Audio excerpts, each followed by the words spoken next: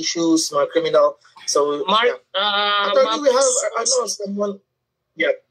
Go ahead. Yes, attorney, someone raising her hand. I think Ma'am Susie. Yes, good Ma'am Susie May. Susie May Rofa. Yes. Yeah. Good afternoon, Attorney Raquel, and also to Sir Mark. Also to Attorney Grospe. Am I audible po? Yes po. Okay. Yes, ma'am. You're audible. All right. I'm going to take this opportunity for your legal, let's say, advice. So, I'm a teacher here in Cagayan de Oro City, and actually, this is more on a group issue. There is actually a created teachers cooperative inside our school. However, it was running 15 years already, and the problem cropped up when also a teacher, when one of the transactions, because it's a co-op, so it's just like lending money. So we gave out, like, let's say, in any amount. So kunyari, if you wanted to have 10,000, okay, we'll give it there. So ang nangyari, isa lang yung humahawak ng money. However, there are no balances and checks.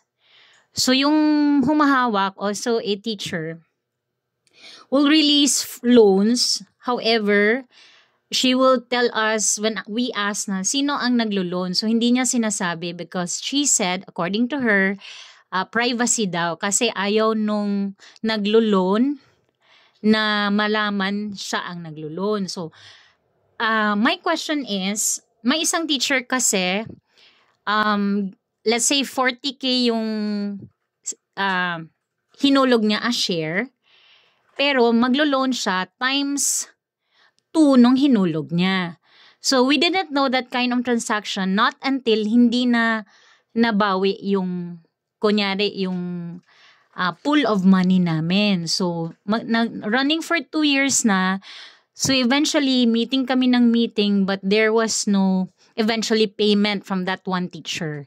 My question is, ano ba yung habol namin eventually, kasi nag-promise ng promise, tapos sabi niya sa amin na walang collateral po ha, walang collateral. So ang nangyayari, paano po namin tawag nito, what will happen if hantong kami sa legal action na po, kasi wala po kaming dokumento na sinasaynan, wala din kaming mga rules and regulation within the so-called co-op po. So ano po bang habol namin, kasi usually sinasabi nung teacher na buhay pa naman ako, parang magbabayad ako, pero every time sinasabi niya eto February hanggang nag-December na lang, hanggang nag 2 years na lang, hindi pa nababayaran yung parang loan.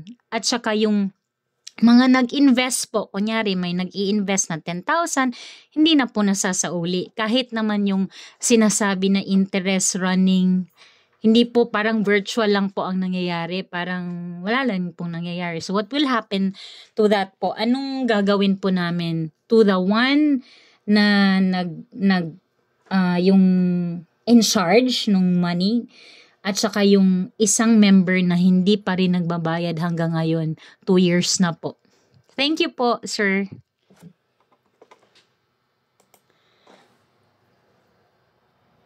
All right. Thank you, Ma'am Susie. Attorney Grospe, do you want to share about the predicament of Ma'am Susie?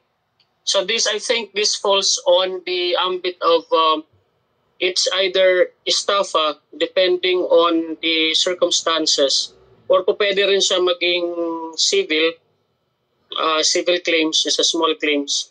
Attorney Grospe, you may want to share something. Yes, attorney. Actually, yung isang humahawak ng pera, then para dinidispose niya yung pera unknowingly sa mga investors. Parang that's how I understand, no? So, hindi alam kung paano lumalabas yung pera. So, kung meron ng deceit or kung nagkaroon ng misappropriation, magpo-fall to as estafa on the part ng taong nag-handle ng pera. But then, yung nag-loan, ang habol natin dito, Ma'am Roa, Miss Fabular, is first, kailangan nating i-check yung contract. So, with that contract, kung may delay na, unang-una, kailangan magkaroon ng demand. So, it's either kayo yung gagawa ng demand letter or pwede rin gawin mag-draft yung lawyer para magpadala ng demand. So, from the time kasi na nag-demand tayo, dun palang papasok yung delay on the part of the borrower. Kahit kasi nasa kontrata na yung due date, kung hindi tayo nag-demand, hindi mabibilang doon yung hindi doon mag-i-start yung delay. Also, with the interest, in order for us to be able to collect yung interest, dapat specified yung kung magkano yung interest in writing. Kasi kung hindi siya nakalagay in writing, wala tayong legal capability na maningil ng interest. Unless na-establish natin na merong delay, then the court may impose yung 6% no, na annual interest or annual legal interest natin. So, may dadagdag ka, Attorney? Yeah, thank you, Attorney Grospe. What I understood from Ma'am Susie's tawag dito situation, hindi rehistrado yung hindi registered yung parang pinaka-co-op ninyo. Yes po.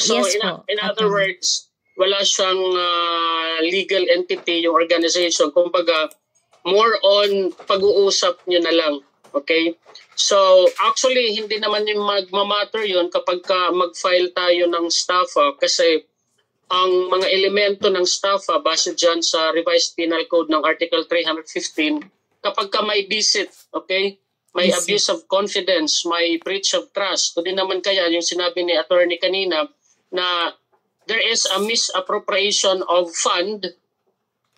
Ginamit niya yung pera na parang put up ninyo sa ibang bagay na hindi ninyo alam, so that constitutes the crime of STAFA. Okay? Ngayon, kung wala naman kayong kasulatan, kasi nabanggit kanina yung kontrata, kung may kasulatan po ba kayo, ma'am? Wala po, attorney. Parang ang evidence lang po namin, isang piece of paper, kunyari, tapos signan nung isang teacher ng humahawak. Tapos yung defense niya kasi, yung nangyayari po, yung mga kasamahan namin, mas nagagalit dun sa nag-loan instead of yung teacher na humawak. Kasi yung humahawak, siya din yung, parang walang checks and balances, siya lang din yung nagre-receive, tsaka siya din yung nagdi-disburse kung sino ang uutang, siya din yung may parang decision making na ganito yung utangin. So kung in other words, wala po kaming rules and regulations na sa mga membro na pwede naming i-check kasi yung defense niya is that privacy daw kasi ayaw nung umuutang na malalaman na uutang siya. Parang yung ganon. But we are not actually registered co-op. Therefore, parang rules and regulation ng nun lang nung teacher na humahawak yung sinusunod namin. Doon sa papel, ma'am, na pinipirmahan ninyo, walang nakalagay na inutang or similar words like loan, wala receive lang yung pera. Wala po. May ang nangyayari po kasi may sariling notebook kami. So kunyari, Susie Fabular. Ito yung kunyari January, ito yung dineposit ko, tapos February, ganito yung interest na tumubo, parang ganun lang. Tapos pag mag-loan din kami, ganun din. So kunyari, ngayon, what's the problem behind is that dun sa GC namin, ang nangyayari, yung naglo-loan, yung inaaway ng mga tao na nag-invest, kasi daw, ganyan-ganito, parang ilang years na, 2 years na po ang lumilipas. Tapos yung promise to pay, di ba?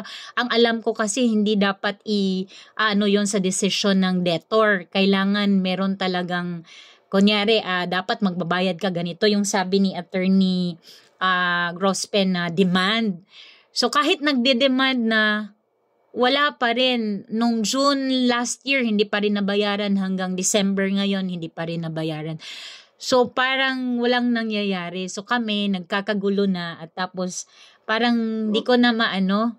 So ito na lang yung way. Kasi free legal ano naman po. So, kaya inano ko na yung take advantage ko na po. Kasi yung naglo-loan, sabi niya, sige, paharap niyo ako sa lawyer para ako yung magde-defense. So, ang nangyayari, na ano yung naglo-loan, instead of the person na humahawak. Yun po. Okay. So, base ma'am sa mga circumstances na sinabi mo, nakikita ko dito misappropriation of funds. So, possible, which is possible, misappropriation of funds.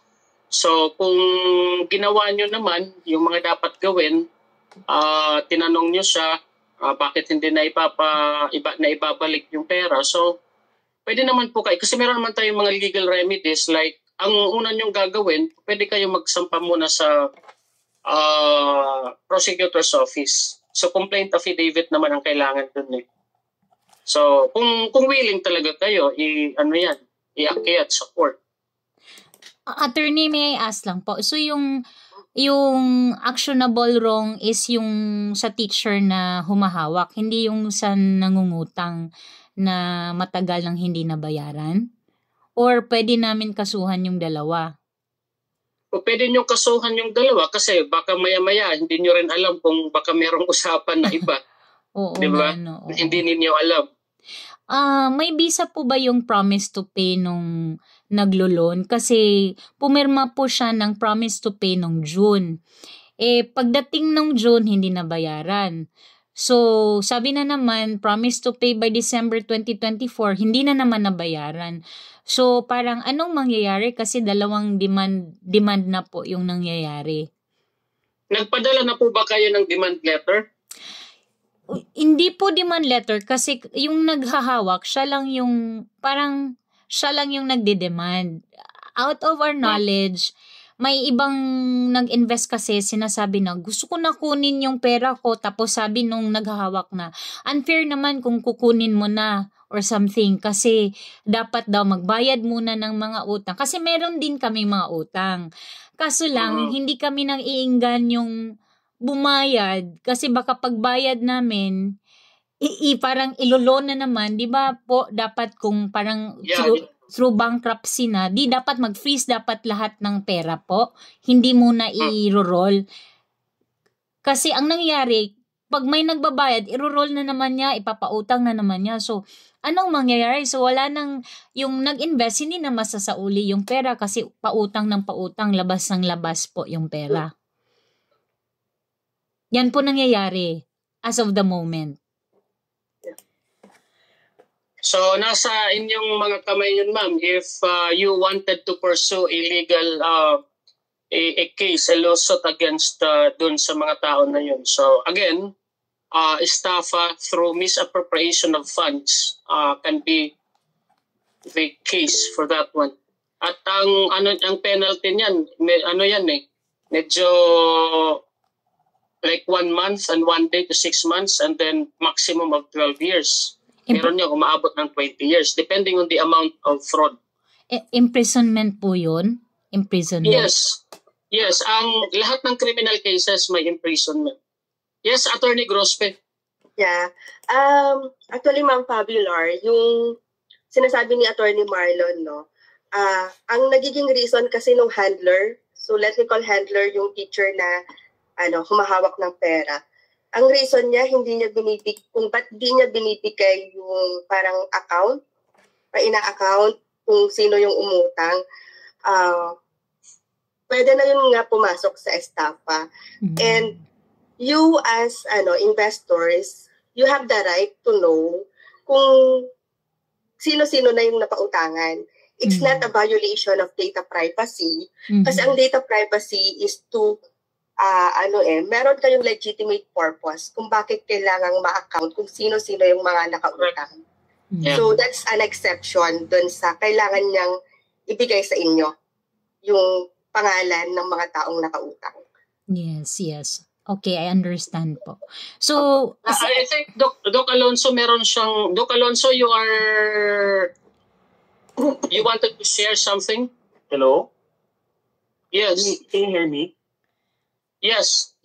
Oh, sharing ko lang para kasi may relation, Ma'am Susie, yung sa trabaho namin, meron din kaming ganyan.